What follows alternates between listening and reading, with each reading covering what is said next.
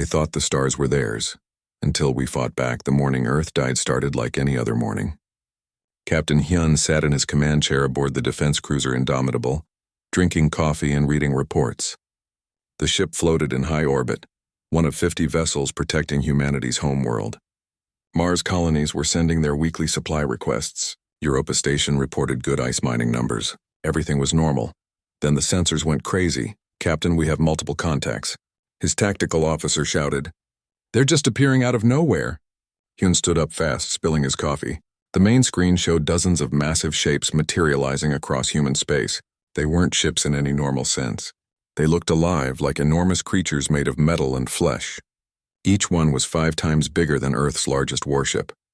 "Battle stations," Hyun said quietly. His crew moved fast, but he knew it was already too late. The alien ships opened fire without warning. Earth's orbital defense platforms exploded in silence, bright flowers of fire blooming against the black. 50 defense ships became 40, then 30, then 20. The aliens used weapons humanity had never seen before, beams of purple light that cut through shields like they weren't even there. "Return fire," Hyun ordered. The Indomitable's missiles launched, streaking toward the nearest alien ship. They hit the target, but a shimmering field absorbed every explosion. The alien didn't even slow down. "Shields at 30%, Captain," someone reported.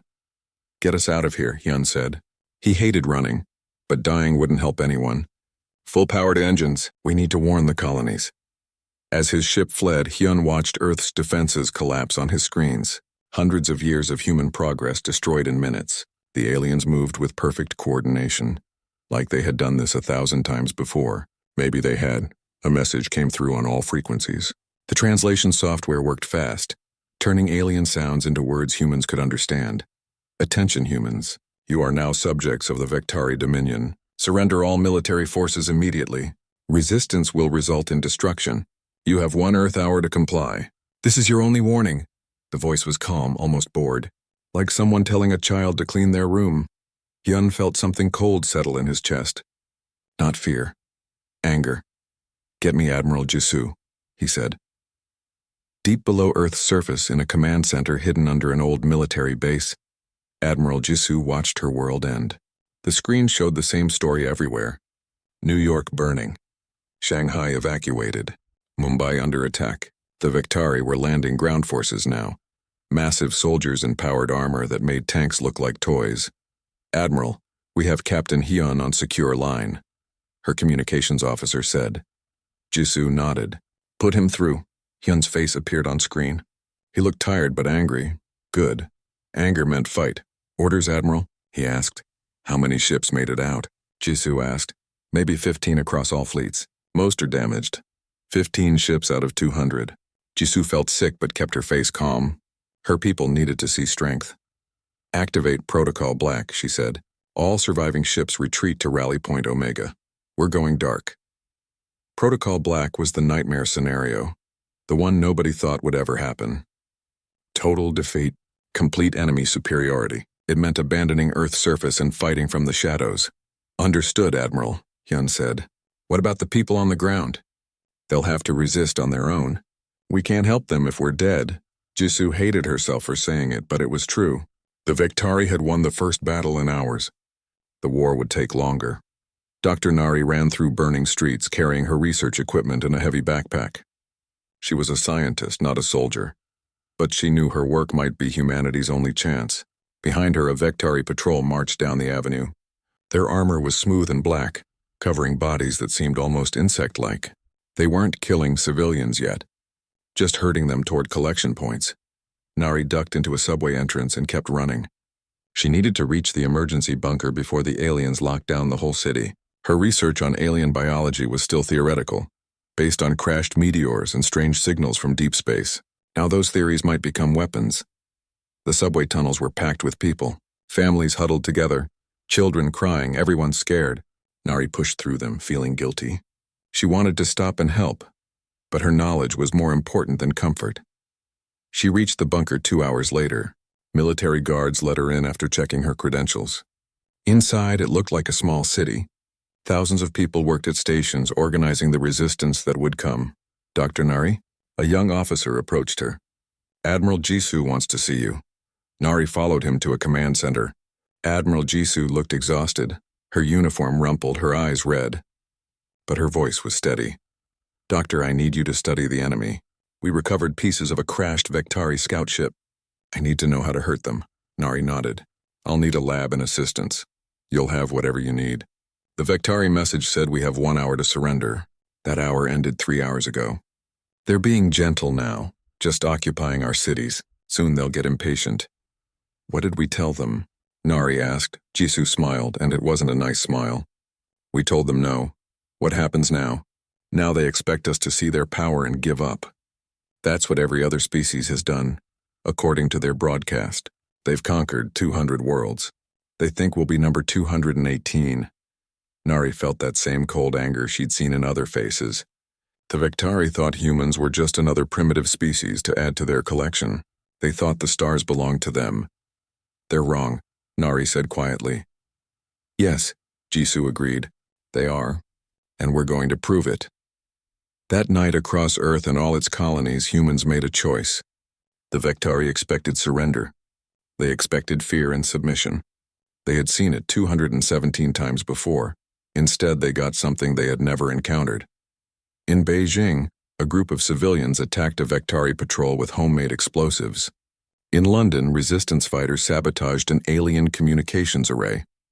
On Mars, Commander Doyun led miners in a revolt, using industrial equipment to destroy a Vectari landing zone.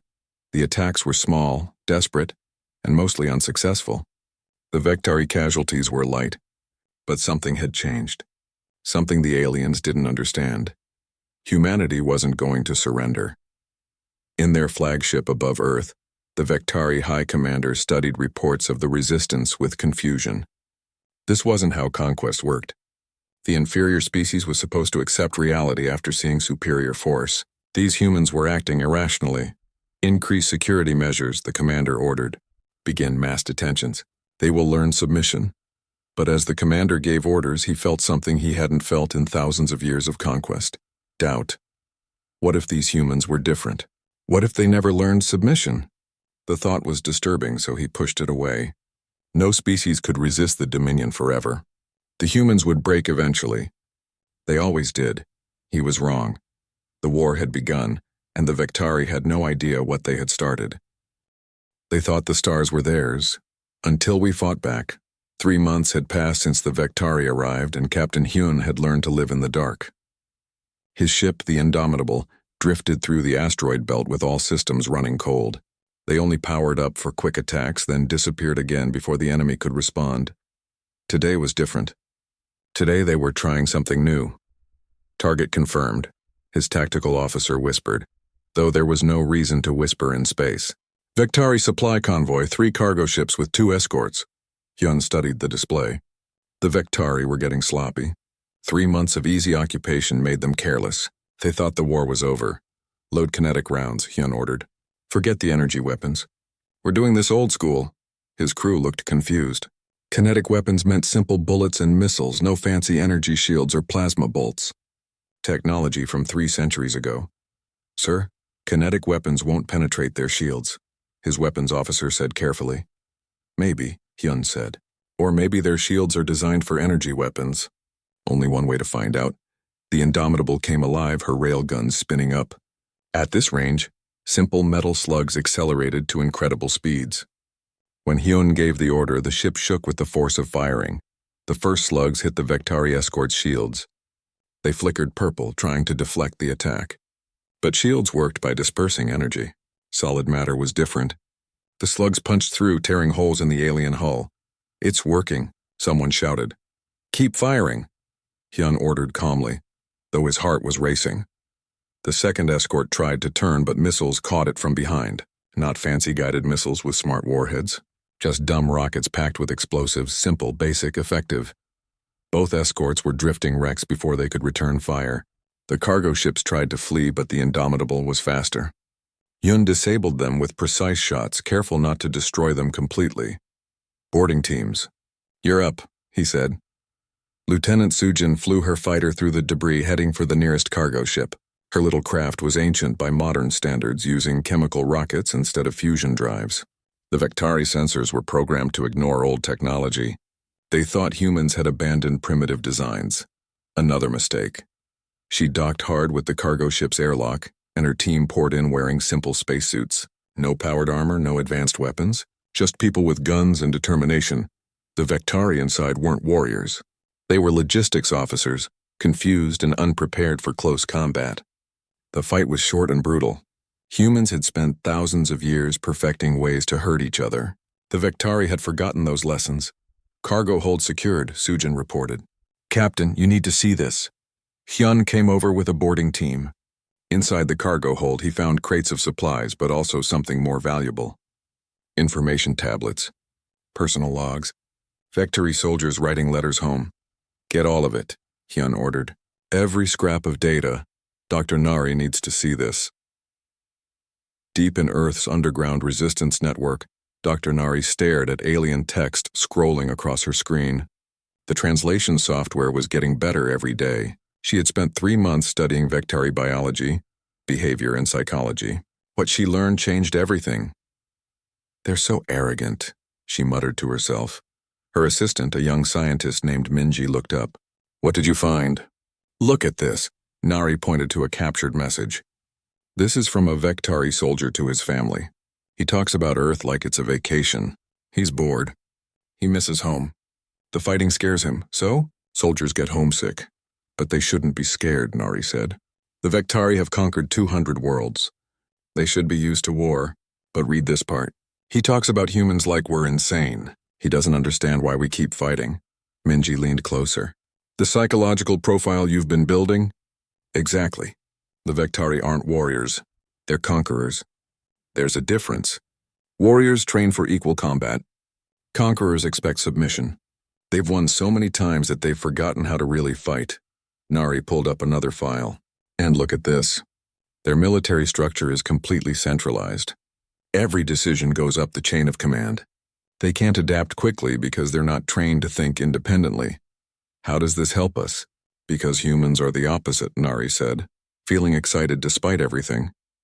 We're chaos. Every soldier can make decisions. Every unit can improvise.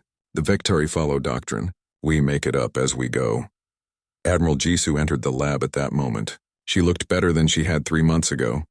Less exhausted and more focused. War had given her purpose. Please tell me you have good news, Doctor, Jisoo said. I do, Nari said. I know how to beat them. On Mars, Commander Doyen stood on a ridge overlooking the Vectari occupation zone.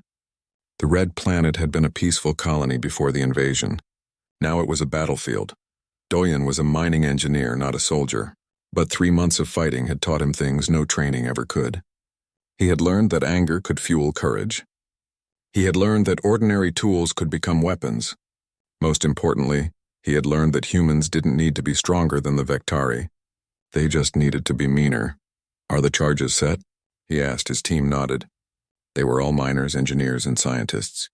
The real military had died in the first week.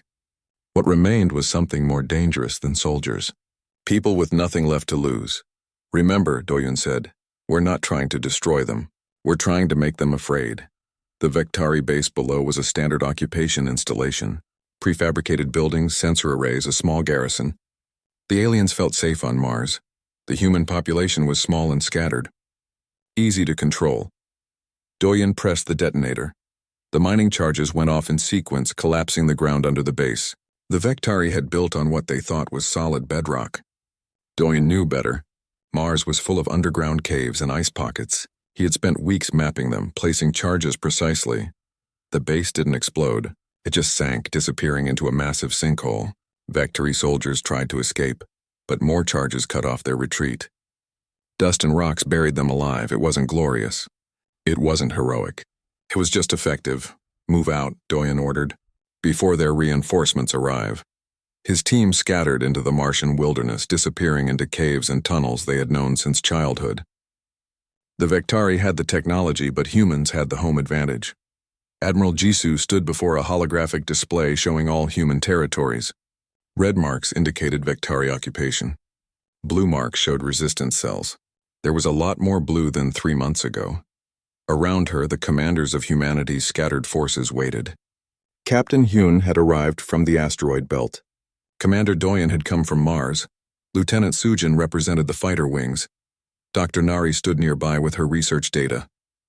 The Vectari think they're winning, Jisoo began. They control our major cities and spaceports. But control isn't the same as victory. Dr. Nari, explain what you found. Nari stepped forward. The Vectari have a fundamental psychological weakness. They expect conquered species to accept defeat rationally. In their experience, inferior technology means inevitable loss. They've never fought an enemy that refuses to acknowledge reality. Our refusal to surrender confuses them, she continued. Their casualty reports show increasing stress among troops. Suicide attacks, ambushes, and guerrilla warfare are outside their combat doctrine. They don't know how to counter an enemy they can't intimidate. Captain Hyun spoke up. We've confirmed their shields can't handle kinetic weapons effectively. They designed their defenses for energy-based combat. Our primitive weapons are actually more effective. So what's our next move? Doyen asked. Jisoo smiled grimly. We stop defending and start attacking. Coordinated strikes across every occupied territory. We make them realize this isn't an occupation. It's a war, and humans don't lose wars. We just keep fighting until we win or there's nothing left. The room fell silent. Everyone knew what that meant. More death, more destruction. But also hope. We're going to show them, Jisoo said quietly, that the stars don't belong to whoever claims them first.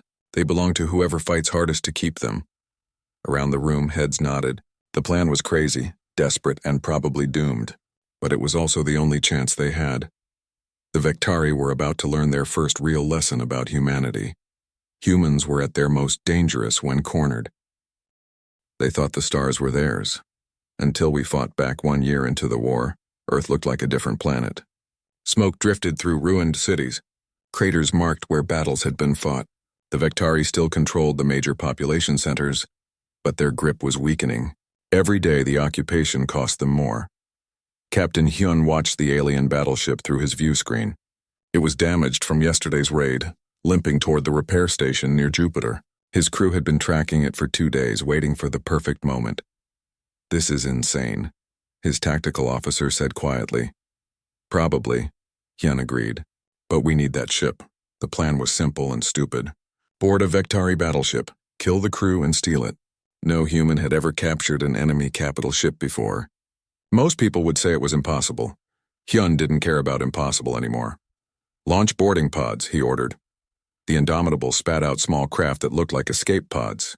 The Vectari sensors ignored them, focusing on bigger threats. Another mistake. The pods were packed with Marines wearing basic armor and carrying simple weapons.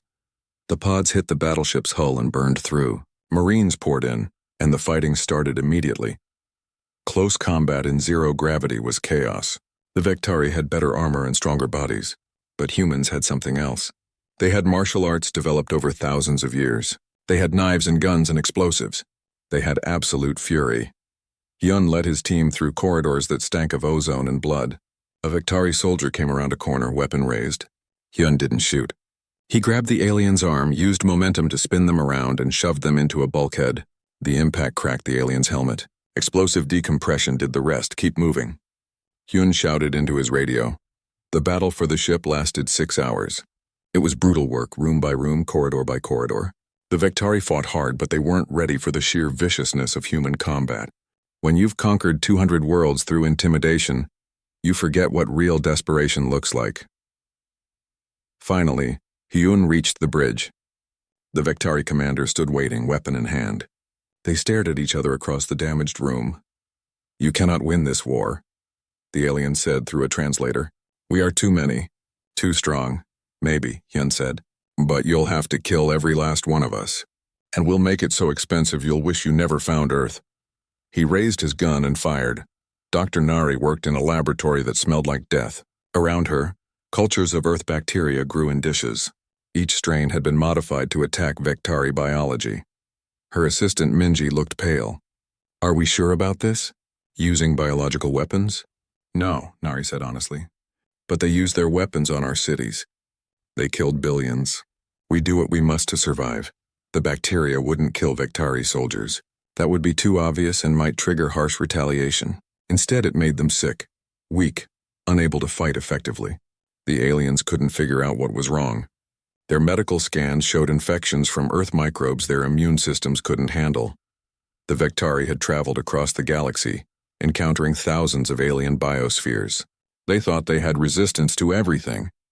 They didn't expect Earth's simple bacteria to be deadly to them. Distribution teams are ready, Minji reported. We can deploy in occupied zones within a week. Nari nodded. She felt sick about what they were doing, but war didn't allow for clean conscience. The Vectari had started this. Humanity would finish it. On Mars, Commander Doyen stood in a captured Vectari armory studying their equipment. The aliens had abandoned this base after 3 ambushes in a week. They were consolidating forces, pulling back to stronger positions. Good. That meant they were scared. Commander, we've got the terraforming equipment online, one of his engineers reported. Doyen smiled. Mars had massive atmospheric processors designed to slowly make the planet breathable. It would take centuries to complete, but the equipment could be modified for other purposes. Show me what you've got, he said. The engineer pulled up schematics. We've turned the processors into directed energy weapons. They're not accurate, but they can create localized storms, electromagnetic interference, dust clouds, temperature extremes. The Vectari sensors can't handle Martian weather when it gets violent. How long to deploy? Already done. We have 12 installations ready. Give the word and we can make their lives hell. Doyen thought about his wife dead in the first bombing, his daughter evacuated to the underground colonies growing up in a war zone. He thought about every human on Mars who had lost someone. Activate them all, he said. Let's see how well their fancy technology handles a planet fighting back. Admiral Jisoo reviewed the reports in her command center. The news was mixed. Humanity was losing less badly than before, but they were still losing. The Vectari had more ships, better weapons, and resources from their entire empire. But they also had something humanity could exploit. They had a supply line. The captured Vectari battleship had given humans access to alien navigation data. Hyun's team had found something incredible in the ship's computers. A map showing the route back to Vectari space, and in the middle of that route, a quantum gate that made faster-than-light travel possible. If we destroy the gate, Jisoo said to her command staff, we cut them off from reinforcements. The gate is massive, Captain Hyun pointed out. He had arrived for the strategy meeting, still bruised from the battleship capture, heavily defended. We'd need to hit it with everything we have. We don't have everything, Lieutenant Sujin added. Most of our fleet is running on spare parts and hope. Then we need a different approach, Doyen said via video link from Mars. Something they won't expect. Jisoo pulled up a file. I've been working on that. 1 ship, 1 volunteer crew. Load it with antimatter and ram the gate. The room went silent. Everyone knew what that meant. A suicide mission, no escape, no survival. I'll do it, Doyen said immediately. No, Jisoo started, but he cut her off. Mars can manage without me. I'm a symbol here, not a necessity. But this mission matters. It could end the war. How can I ask others to die if I'm not willing? Hyun spoke quietly. He's right. The mission needs someone who won't hesitate, someone who has nothing left to lose except the war itself. Jisoo felt tears she couldn't show. This was command. Making impossible decisions. Sending good people to their deaths. She hated it.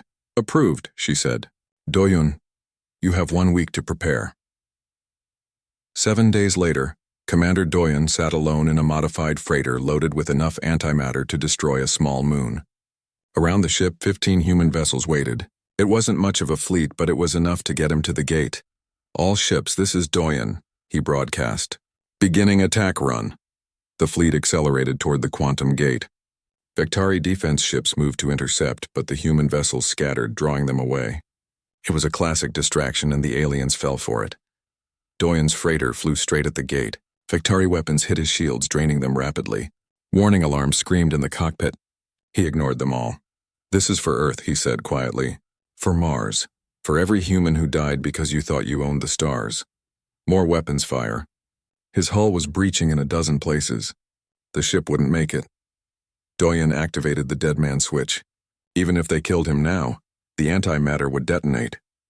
You wanted to teach us submission, he said, broadcasting on all frequencies. You wanted us to kneel. But you never understood what humans are. We're the species that looked at the sky and decided to reach it.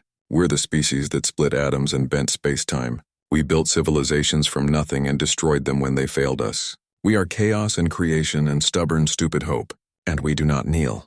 The freighter hit the gate at full speed. The antimatter containment failed. The explosion was visible from Mars, a new star, burning bright for just a moment. The quantum gate, the Vectari's lifeline to their empire, vanished in an expanding sphere of destruction. In the command center on Earth, Admiral Jisoo watched the screens go white. When they cleared, the gate was gone. So was Doyon. So were 3 Vectari battleships that had been too close. Confirmed, a technician said with a shaking voice. The gate is destroyed. The Vectari fleet is cut off. Around the command center, people were crying, cheering, some doing both. They had paid a terrible price, but the war had just changed. The Vectari couldn't get reinforcements. They couldn't call for help. They were trapped in human space, surrounded by an enemy that would never stop fighting. Admiral Jisoo raised her glass in a silent toast to a man who had given everything. The hunt was about to begin. They thought the stars were theirs. Until we fought back 18 months after the invasion began, the Vectari High Commander stood on the bridge of his flagship and stared at casualty reports he didn't understand. His forces were dying, not in glorious battle, but in ambushes, traps, and attacks that violated every rule of civilized warfare. The humans wouldn't fight fair. They hit supply convoys. They poisoned water supplies. They set traps in abandoned buildings. They even weaponized their own planet's bacteria. It was barbaric, uncivilized, effective. Request permission to retreat, one of his officers said carefully. The High Commander felt rage. Retreat? From these primitives? We have never retreated from a lesser species, never. Sir, our supply situation is critical. Without the gate, we can't resupply. The bioships need specific nutrients we can't synthesize. We're starving. The commander knew it was true. The Vectari had planned for a quick conquest, not a long war. Their ships were biological, needing constant feeding. Earth and its colonies couldn't provide what they needed. Without the quantum gate, they were trapped and slowly dying. We will not retreat, he said firmly. We will force the humans to surrender through superior force. Commit everything to one final offensive. His officers exchanged worried looks but said nothing. In Vectari culture, you didn't question the High Commander, even when he was wrong. Captain Hyun received the intelligence report with grim satisfaction. The Vectari were gathering their entire fleet near Jupiter, every ship they had left preparing for one massive strike. They're desperate, Admiral Jisoo said via secure channel. Good, desperate enemies make mistakes. What's our response? Hyun asked. We don't meet them head-on. We've been studying Vectari tactics for 18 months. They expect a fleet battle, ships against ships, nice and organized.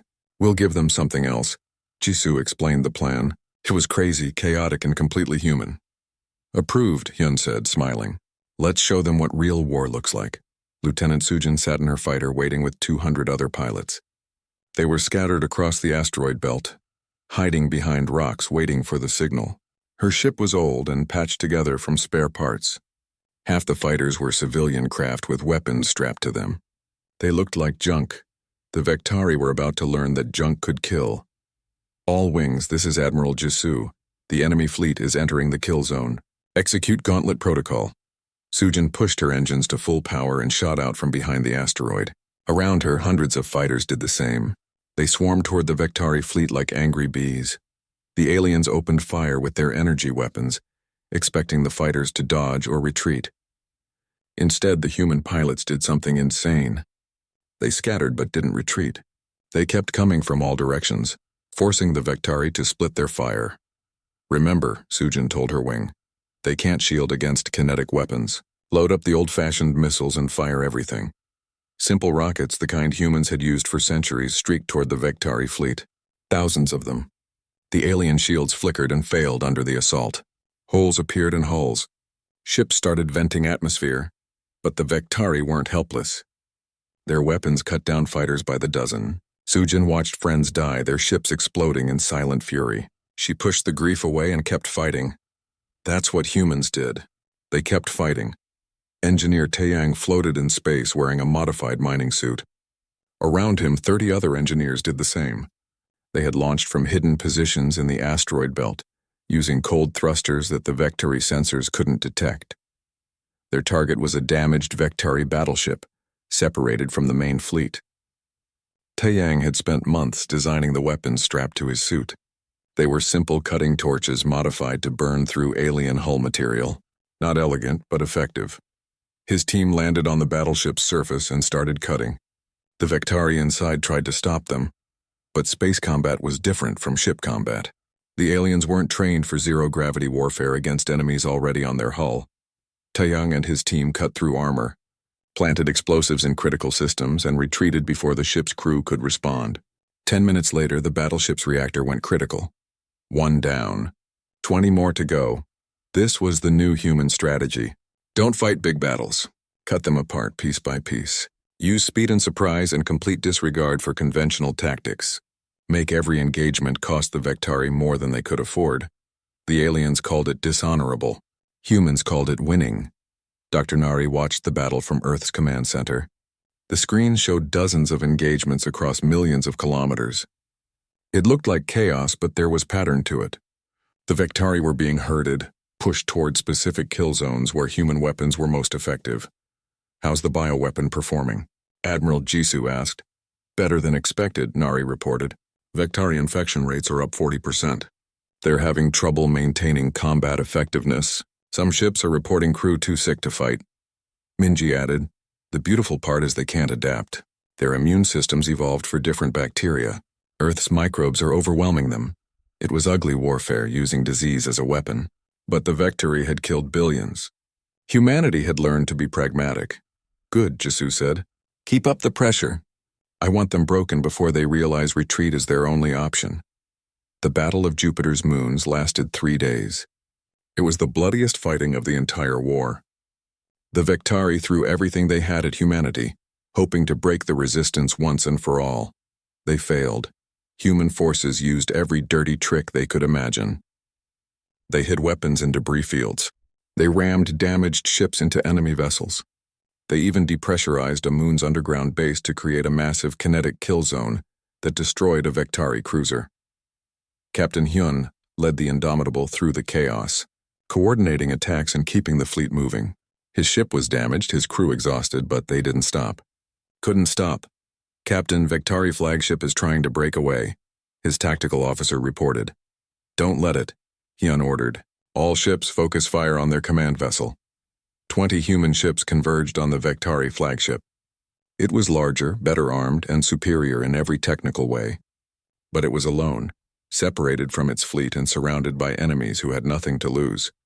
The humans hit it with everything. Missiles, railguns, even one ship that deliberately rammed into its engine section.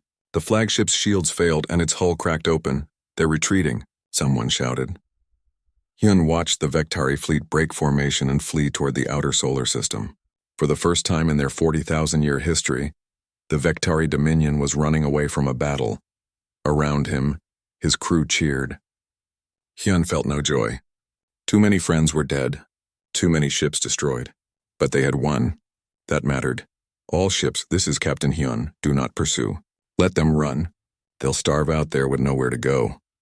Admiral Jisoo's face appeared on screen. She looked tired but satisfied. Good work, Captain. How many did we lose? 40% casualties. But we held the field. That'll have to be enough. The Vectari are broken. Now we just have to finish them. In the wreckage of the battle, Lieutenant Sujin drifted in her damaged fighter. Her engines were gone, her weapons spent, but she was alive. Rescue ships would find her eventually. Through her cracked view screen, she watched the Vectari fleet fleeing toward Pluto. They had come to Earth as conquerors, certain of their superiority. Now they ran like wounded animals. Sujin thought about all the humans who had died fighting these aliens, the billions on Earth, the millions in the colonies, the thousands of soldiers in this battle alone. They had paid in blood for every inch of space, but they had won. Against impossible odds with inferior technology, humans had broken an empire that had conquered 200 worlds. We're the species that doesn't know when to quit, Sujin said quietly to herself. That's our real strength. We just keep fighting until we win or there's nothing left. Her radio crackled.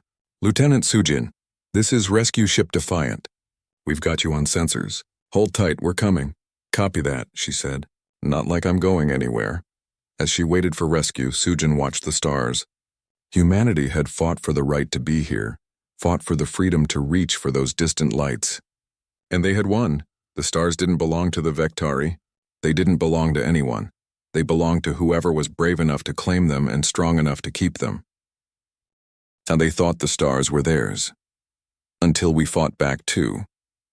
Years after the Vectari arrived, Admiral Jisoo stood in the ruins of the Quantum Gate and waited for history to be made. Around her, human warships formed a defensive perimeter. They looked rough, patched together from salvage and desperation, but they were hers. They had won. A small Vectari shuttle approached under flag of truce. It landed on the floating platform humanity had built in the debris field. When the door opened, the Vectari High Commander emerged, looking diminished and tired. Captain Hyun stood beside Jisoo, hand near his weapon. Dr. Nari waited on her other side, recording everything. This moment would be studied for centuries. You requested negotiations, Jisoo said without preamble. I'm listening. The High Commander seemed to struggle with the words. In 40,000 years, the Vectari had never been on this side of surrender talks. We offer terms, he began. Withdrawal from Earth and its colonies. Return of captured territory. Prisoner exchange. Standard protocols for defeated but honorable foes. No, Jisoo said simply. The alien's translator crackled with confusion. You refuse peace? I refuse your terms, Jisoo corrected. You came to our home. You killed billions of our people. You tried to enslave us. Now you're trapped, starving, and broken. You don't get to offer terms. You get to listen to ours. She pulled out a data tablet and handed it to the commander. Read carefully. The alien's skin color shifted as he reviewed the document. It was the Vectari equivalent of going pale. This is impossible, he said. These demands are unprecedented. So was your invasion, Captain Hyun said coldly. You attacked without warning or provocation. You expected us to surrender like all the others. You were wrong. Now you pay the price. The terms were simple but devastating to Vectari pride. First, they would provide humanity with all their technology, FTL drives, advanced medicine, weapons designs, everything. No secrets, no restrictions. Second, they would surrender 40% of their surviving fleet to human control. The ships would be studied, copied, and integrated into Earth's defenses. Third, and most importantly, the Vectari would introduce humanity to the Galactic Council. They would sponsor Earth's entry and advocate for human interests. The species that tried to conquer humanity would now be responsible for their success. Fourth, resource reparations for 100 years. The Vectari Empire would pay for rebuilding what they destroyed. Fifth, and strangest of all, Vectari ambassadors would live on Earth and its colonies. They would study human culture, learn human history, and try to understand how they lost. This will break our culture, the High Commander said quietly. We are conquerors. We define ourselves by dominance. These terms will change who we are. Good, Dr. Nari said. Your culture needed changing. You've spent 40,000 years bullying weaker species. Maybe it's time you learned humility. The commander looked at her with something like respect. You could demand our extinction. You could take revenge for your billions dead. Instead, you offer this. Why? Admiral Jisoo thought about the question. She thought about all the humans who died. Her friends, her family, her world burned and broken. The easy answer was revenge. Kill them all and let the galaxy cheer. But that wasn't what humanity needed. Because we're not like you, she said finally. We don't conquer for the sake of conquest. We fight when threatened, yes. We fight hard and dirty and without mercy. But we don't destroy when we can teach. We don't enslave when we can cooperate. She stepped closer to the alien commander. You thought the stars belonged to you. You thought 40,000 years of victory made you invincible. But the universe doesn't care about your history. It doesn't care about your pride. It only cares about adaptation. And humans are the most adaptable species you've ever met. We grew up on a death world, Hyun added. We evolved among predators. We learned to use tools because we were weak. We learned to cooperate because we were vulnerable. Every advantage you have, we learned to overcome. That's what we do. We overcome. The High Commander stood silent for a long time. Then he bowed, a gesture of submission that went against everything his species believed. We accept your terms, he said. But know this, Admiral. You have made an enemy of the other galactic powers. They will see humanity as a threat. You defeated us, but there are species older and stronger than the Vectari. Let them come, Jisoo said calmly. We'll be ready. 5 years later, Captain Hyun taught hand-to-hand combat at the New Earth Defense Academy. His students included humans from every colony and, surprisingly, a few young Vectari who wanted to understand the species that defeated them. Fighting isn't about strength, Hyun told the class. It's about will. The Vectari were stronger, but they didn't want victory enough. They expected it. That's different. One of the Vectari students raised a hand. Sir, how did you know you would win? The odds were impossible, Hyun smiled. We didn't know. That's the point. We fought anyway. Humans don't calculate odds before deciding to survive. We just survive. Then we figure out how we did it. After class, he walked through the academy grounds. The campus was built on what used to be a Vectari occupation zone. Now it trained defenders from multiple species. The galaxy had changed in 5 years. Earth wasn't a primitive backwater anymore. The Vectari technology had pushed human civilization forward centuries. Mars was fully terraformed. New colonies spread through space. And humanity's reputation had spread even faster. The species that refused to surrender. The species that fought dirty. The species that broke the unbreakable Vectari. Some civilizations feared that reputation. Some respected it. A few sought to challenge it. Hyun looked forward to teaching them all the same lesson. Dr. Nari worked in her laboratory surrounded by samples from a dozen alien species.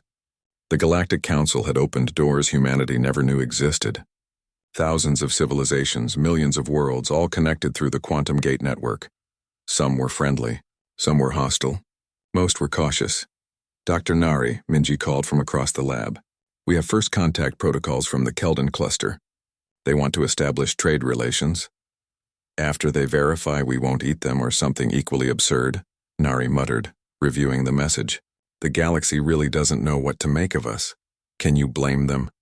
We beat the Vectari. That's like a child beating a professional fighter. It shouldn't be possible.